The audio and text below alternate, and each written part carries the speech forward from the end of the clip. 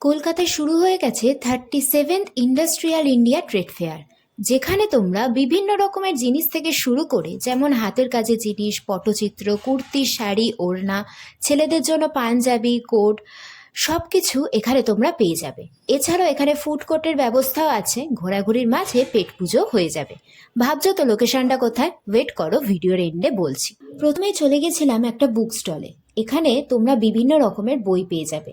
যারা গল্পের বই পড়তে ভালোবাসো তাদের জন্য এই স্টলটা মাস্ট ভিজিট।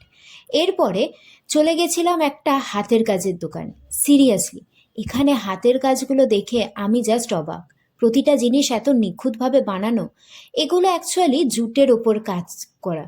জুটের ব্যাগ থেকে শুরু করে ওয়াল হ্যাঙ্গিং, চাবির রিং, তারপরে আরও অনেক রকমের পুতুলও তোমরা এখানে দেখতে পেয়ে যাবে। আর মাসি কি সুন্দর এখানে জুট দিয়ে ব্যাগ বানাচ্ছে দেখেছো? আমার এটা বেশ ভালো লাগছিল। এখানে তোমরা পিতলের অনেক মূর্তি থেকে শুরু করে বিভিন্ন ডিজাইনের মোমবাতিও পেয়ে যাবে। এছাড়াও অনেক লেডিস জেন্টসের জুতোর কালেকশনও আছে। আর এই যে স্টলটা, এই স্টলটার পিছনের কাপড়গুলোতে কি সুন্দর ড্রয়িং করা। আমার এগুলো খুব ভালো লেগেছিল। তোমরা যারা কুর্তি বা শাড়ি কিনতে চাও এরকম সুন্দর ড্রয়িং করা, তারা এই স্টলে আসতে পারো। এখানে তোমরা অনেক রকমের জুয়েলারি পেয়ে যাবে। গলার হার থেকে শুরু করে কানের দুল, হাতের চুড়ি, বিভিন্ন অক্সিডাইজের চুড়িও পেয়ে যাবে। তার সাথে গলার চোকারও পেয়ে যাবে। খুব সুন্দর সুন্দর ডিজাইনের ছিল। এখানে তোমরা বিভিন্ন ছেলেদের পাঞ্জাবি পেয়ে যাবে, তার সাথে এখানে কোটও পেয়ে যাবে। বেশ সুন্দর সুন্দর ডিজাইনের ছিল। এরপর আমি চলে গিয়েছিলাম আর একটা জুয়েলারি দোকানে। এখানে এই চুড়িগুলো কি সুন্দর দেখতে না? এগুলোর প্রাইস 50 রুপিস করে। আর এছাড়াও তোমরা এখানে অনেক রকমের জুয়েলারি দেখতে পারবে, যেমন মাথার কাটা, গলার হার, কানের দুল, এছাড়াও বিভিন্ন রকমের অক্সিডাইজের চুড়ি, এমনকি হাতের যে ব্যান্ডগুলো হয় ওগুলো তোমরা এখানে পেয়ে যাবে। আচ্ছা, তোমরা কি ঘর সাজাতে ভালোবাসো? তাহলে এই স্টলটাতে অবশ্যই এসো। এখানে এত সুন্দর সুন্দর কাঁচের শোপিস ছিল, জাস্ট অসাধারণ। প্রাইসও স্টার্ট হচ্ছে মাত্র 100 টাকা থেকে।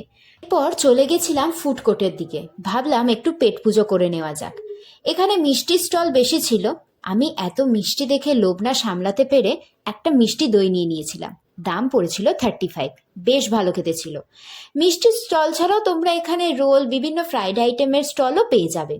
ফুড কোর্ট থেকে বেরিয়ে হঠাৎ চোখ পড়ল স্টেজের সামনে একটা দাদার দিকে। তুলি আর রং দিয়ে কি সুন্দর একটা মাটির পাত্রের উপর নিখুঁতভাবে এঁকে চলেছে। হ্যাঁ, এই সেই পটচিত্র। সত্যি কি সুন্দর হাতে আঁকা পটচিত্রগুলো।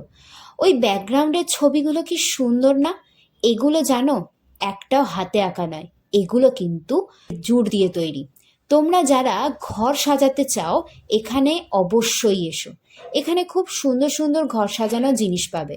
আর সব থেকে সেরা ছিল এই স্টলটা। এই স্টলটাতে আসলে তুমি বুঝবে এখানে কি সুন্দর হাতের ড্রয়িং করা সব ওড়না থেকে শুরু করে ঘর সাজানোর জিনিস পর্যন্ত তোমরা এখানে পেয়ে যাবে। সত্যি এই স্টলগুলো স্টেজের সাইডে আছে বলে অনেকেই মিস করে যেতে পারো। তাই বলছি, অবশ্যই স্টেজের সাইডের এই স্টলগুলোতে একবার এসো। এগুলো সব পশ্চিম মেদিনীপুর থেকে হাতের কাজ নিয়ে ওরা এসেছে। খুব অসাধারণ হাতের কাজ এদের। আচ্ছা, এত কথার মাঝে এবার লোকেশানটা বলি। লোকেশানটা হলো বাগবাজার সার্বজনীন গ্রাউন্ডে।